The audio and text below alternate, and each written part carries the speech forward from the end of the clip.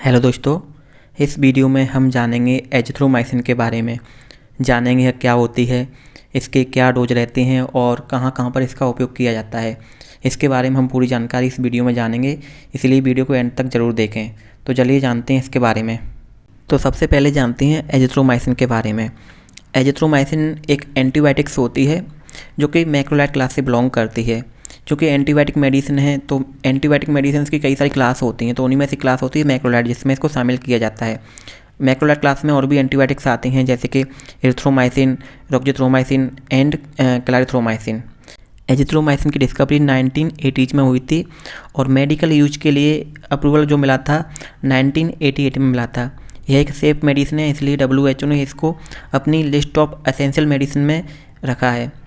Azithromycin एक schedule H की medicine है, इसलिए इसको खरीदने के लिए एक वैलिड प्रिस्क्रिप्शन की आवश्यकता होती है। एजिथ्रोमाइसिन के कुछ ब्रांड नेम्स होते हैं जो कि पॉपुलर हैं, जानते हैं इनके बारे में, जैसे कि एजीसेप, एजीथ्रिल और ओजी, और इसके साथ साथ ही अपने ब्रांड नेम से भी मिल जाती है। अब जानते हैं इसके मोड ऑफ एक्शन के बारे में, यानी यह कैसे काम करती है। तो जब इसको दिया जाता है तो बैक्टीरिया की जो राइबोसोम होता है तो उस पर जो 50S पोर्शन होता है वहाँ पे ये अटैच हो जाती है। अगर वहाँ पर अटैच हो जाती है ये, तो जो पॉलीपेप्टाइड चेन होती है ये नहीं बन पाती है, जिसकी वजह से प्रोटीन सिंथेसिस यानी जो प्रोटीन का बनना होता है बंद हो जाता है। अगर बैक्टीरिया के अंदर प्रोटीन नहीं बन पाएगी तो बैक्टीरिया की ग्रोथ नहीं हो पाती है। ओके, इसका स्पेक्ट्रम नैरो होता है क्योंकि ये कुछ ही बैक्टीरिया जो होते हैं उनके अगेंस्ट ही अपना एक्शन शो करती है, mostly gram positive and few gram negative. Azithromycin bacteriostatic और बैक्टीरियोसाइडल दोनों प्रॉपर्टी शो करती है। अगर हम इसको लो डोज पर रखते हैं तो ये बैक्टीरिया की ग्रोथ को रोकती है। अगर हम इसको हाई डोज पर रखते हैं तो ये बैक्टीरिया को किल करती है, बैक्टीरिया को मार देती है। इसके जो रूट्स रहते हैं वो रहते हैं माउथ में इसके जो रूट रहेंगे वो टैबलेट, कैप्सूल, और बच्चों के लिए इसका ऑरल सस्पेंशंस आते हैं। इसके साथ साथ ही इसको IV यानी इंट्रावीनस रूट से दे सकते हैं, और आँखों के लिए इसका आई ड्रॉप्स भी आते हैं। एजिथ्रोमाइसिन के डोज के बारे में जानें तो इसके जो डोज रहते हैं वो डॉक्टर बीमारी के अकॉर्डिंग ही देता है, लेकिन इसके कॉमन डोज की बात करें तो कॉमन डोज इसका रहता है 500 mg पर डे। अगर हम इसको एक बार में देंगे तो, अगर हम इसको दो डोज में देंगे तो 250 mg प्लस 250 mg हम दे सकते हैं। इसका जो बेस्ट टाइम होता है लेने का वो होता है खाली पेट। ओके, वहीं बच्चों में इसका जो कॉमन डोज रहता है वो रहता है 5 to 10 mg पर kg पर डे के अकॉर्डिंग।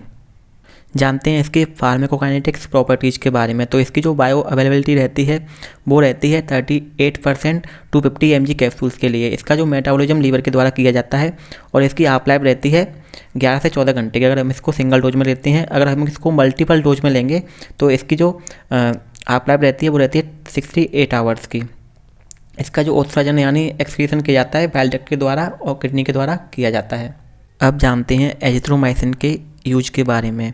तो इसका जो यूज है वो किया जाता है रेस्पिरेटरी ट्रैक्ट इन्फेक्शन में, यानी सांस के रास्ते में जो इन्फेक्शंस होते हैं उनमें किया जाता है, जैसे कि टॉन्सिलाइटिस। तो टॉन्सिलाइटिस में जो टॉन्सिल होती है उसमें सूजन आ जाती है, इसका साइज बढ़ जाता है, और फेरेंजाइटिस में जो फेरेंजिस होते हैं उसका साइज बढ़ जाता है। ओके, इसके साथ साथ ही एक बीमारी और होती है निमोनिया, जिसमें कि बुखार आता है और सांस लेने में दिक्कत होती है और थकान रहती है, तो निमोनिया में भी इसका उपयोग किया जाता है।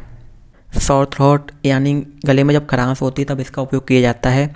और बच्चों में एक बीमारी होती है हुपिंग कफ, जिसकी वजह से बच्चों में हल्का बुखार रहता है और बच्चों की नाक बहती है, और जब बच्चे खांसते हैं तो उस दौरान खांसते टाइम वोमिटिंग हो जाती है, तो उस कंडीशन में इसका उपयोग करते हैं। इसी के साथ साथ ही इसका जो उपयोग किया जाता है कोविड-19 यानी जो कोरोना वायरस की वजह से जो दिक्कतें होती हैं उसमें इसका यूज किया जाता है। इसका जो अगला उपयोग है वो है UTI, यूरिनरी ट्रैक्ट इन्फेक्शन। मूत्र मार्ग में जो इन्फेक्शंस होते हैं जिसकी वजह से यूरिन में जलन होती है, यानी पेशाब करते हैं तो उस टाइम जलन होती है, या फिर कभी कभी यूरिन में ब्लड आ जाता है, पस आ जाती है, तो उस कंडीशन में भी हम इसका उपयोग करते हैं। यानी कानों में होने वाला मिडिल ईयर इन्फेक्शन, जिसे कि ओटाइटिस मीडिया बोलते हैं, जिसकी वजह से कान में दर्द होता है, कान में सूजन आ जाती है और कान से येलो कलर का फ्लूइड निकलता है, पस टाइप का, तो इसमें इसका उपयोग किया जाता है। एजिथ्रोमाइसिन का उपयोग कुछ STD रोग जो होते हैं यानी सेक्सुअल ट्रांसमिटेड डिसीज होते हैं उनको ठीक करने में भी किया जाता है, जैसे कि गोनोरिया और सिफिलिस में। गोनोरिया मेनली क्या होता है, जो प्राइवेट पार्ट्स होते हैं तो वहाँ से फ्लूइड निकलता रहता है, तो उस कंडीशन में भी इसका उपयोग किया जाता है।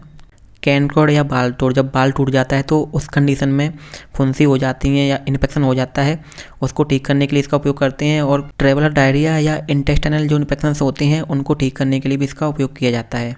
आँख में बैक्टीरिया की वजह से होने वाले कंजक्टिवाइटिस में भी इसका उपयोग करते हैं, जिसकी वजह से आँख में रेडनेस रहती है, आँख में ड्राइनेस रहती है और आँख के जो अराउंड है डिस्चार्ज निकलता है जो येलो कलर का होता है।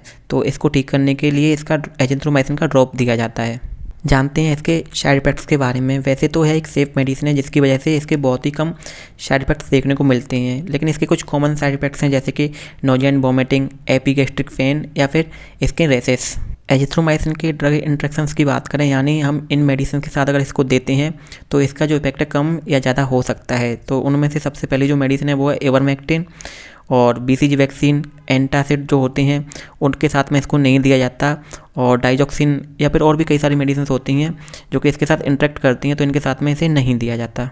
एजिथ्रोमाइसिन के कॉन्ट्रा इंडिकेशंस एंड बॉन्डिंग को देखें तो जिस किसी को भी अगर हाइपर सेंसिटिविटी यानी एलर्जी होती है एजिथ्रोमाइसिन या दूसरे जो मैक्रोलाइट्स होते हैं उनसे, तो उस कंडीशन में इसको नहीं दिया जाता। इसके साथ साथ ही किसी के ब्लड में मैग्नीशियम का या फिर पोटेशियम का अमाउंट लो होता है तो उस कंडीशन में इसको नहीं दिया जाता, या फिर जो स्केलेटल मसल डिसऑर्डर होता है उस कंडीशन में इसको नहीं दिया जाता।